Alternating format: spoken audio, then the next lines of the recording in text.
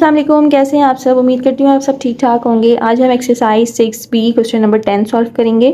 D1 updated addition जो new book आई है, मैं उस बुक से ये क्वेश्चन करवाऊंगी। करवाने से पहले आपसे रिक्वेस्ट करूंगी कि मेरे चैनल को लाइक और सब्सक्राइब कर लीजिए।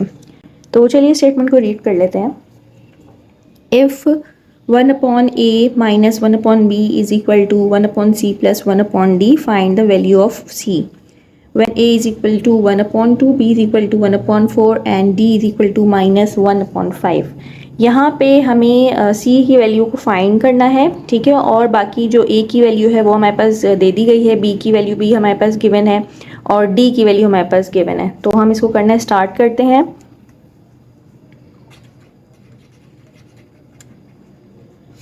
यहाँ पे हम मेन इक्वेशन लिख लेते हैं सबसे पहले, जो कि है 1/a minus 1/b is equal to 1/c plus 1/d।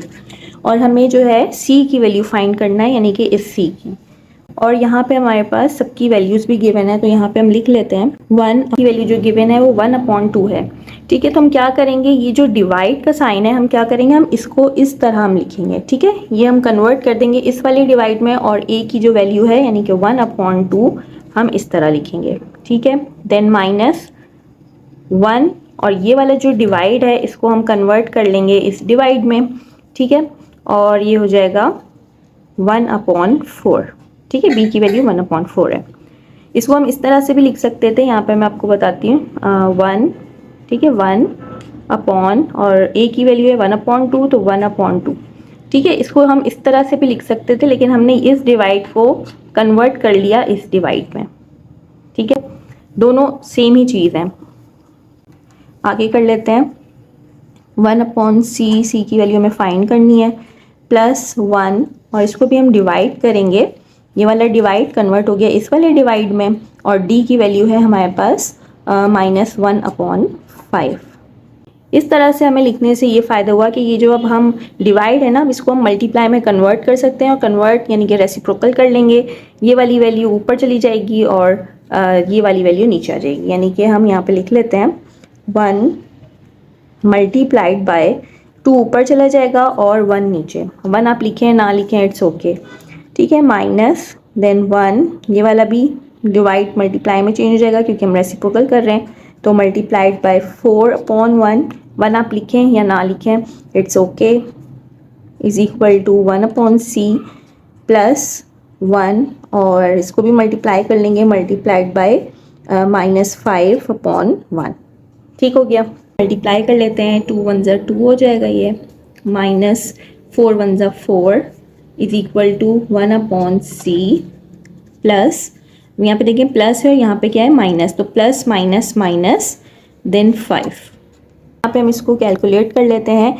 यहाँ पे कोई साइन नहीं है, इसका मतलब है प्लस का साइन है, तो प्लस माइनस माइनस होता है, तो माइनस कर लेते हैं, तो ये हो जाएगा -2 is equal to 1/c minus 5। यहाँ पे सिर्फ c की वैल्यू चाहिए, तो हम यहाँ पे ये जो 5 है हम इक्वेशन की दूसरी तरफ लेके जाएंगे, यानी कि यहाँ पे ये हो जाएगा -2, ठीक है। ये पोजीशन अपनी चेंज करेगा, ये राइट हैंड पे है तो ये लेफ्ट हैंड साइड पे आएगा, तो ये माइनस का ये हो जाएगा प्लस का, यानी कि +5 इज इक्वल टू 1/c।